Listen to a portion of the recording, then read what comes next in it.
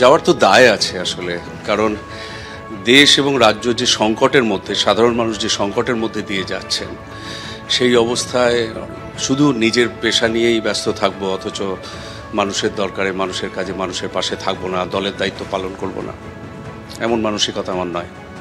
কিন্তু এখানে আপনাকে লড়তে হবে অর্জুন সিংয়ের বিরুদ্ধে, লড়তে হবে পার্থ ভৌমিকের বিরুদ্ধে। অর্জুন সিং একাধিকবার সেখান থেকে সাংসদ হয়েছেন, আপনি জানেন যে এই মুহূর্তে বিজেপির প্রার্থী, এবং পার্থ ভৌমিক তিনি গুরুত্বপূর্ণ মন্ত্রী। ফলে দুই হেভিওয়েটের বিরুদ্ধে আপনার লড়াই।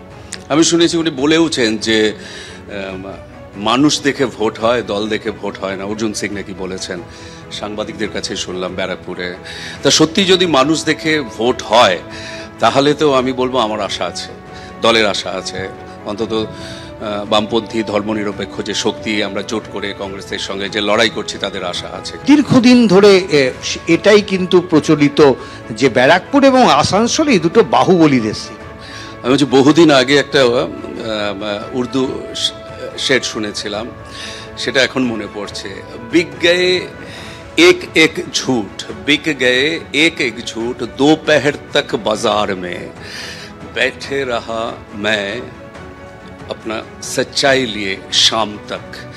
আমরা আমাদের সত্য নিয়ে মানুষের কাছে উপস্থিত হব, মিথ্যে দিয়ে অনেক কিছু হলো, মানুষ ঠকানো হলো, আমরা আমাদের সত্যি নিয়ে মানুষের কাছে যাব এবং সত্যের জয় হবে।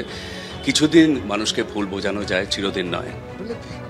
এই ভদ্রলোক তো বহুদিন সন্দেশখালী আসেন না, তিনি একবার এমপি ভোটে জিতে যে সেই চলে গেলেন, তারপরে আর তিনি সন্দেশখালী আসেননি।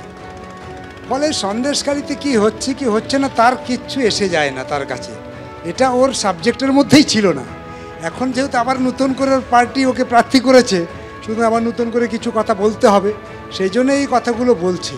তবে এটা তো ঠিক, ও মানুক আর না মানুক সন্দেশখালীতে যে জিনিস ঘটেছে সেটা আর উগরাতে পাচ্ছে না, ফলে মেনেই নিচ্ছে যে সন্দেশখালীতে নারী নির্যাতন হয়েছে। আজ আরও কিছু লোকসভা আসনে বামেদের তরফে প্রার্থী ঘোষণা করা হয়েছে। ডায়মন্ড হারবারে বাম প্রার্থী প্রতিকুর রহমান, ব্যারাকপুরে সিপিএম প্রার্থী অভিনেতা দেবদূত ঘোষ, বসিরহাট লোকসভা কেন্দ্র থেকে সিপিএমের টিকিটে প্রতিদ্বন্দ্বিতা করতে চলেছেন প্রাক্তন বিধায়ক নিরাপদ সর্দার, ঘাটাল থেকে সিপিআই প্রার্থী তপন গঙ্গোপাধ্যায়, বারাসাত থেকে ফরওয়ার্ড ব্লকের টিকিটে প্রতিদ্বন্দ্বিতা করবেন প্রবীর ঘোষ।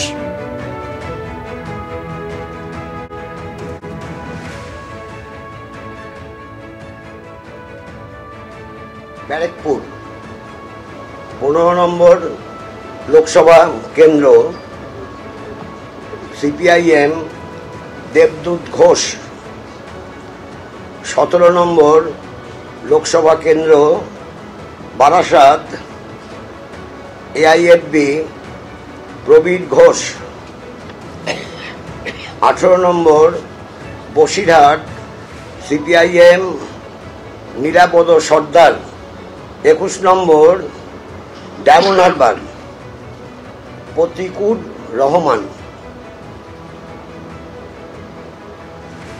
32 নম্বর Ghatal parliamentary constituency, CPI Tapan Ganguly.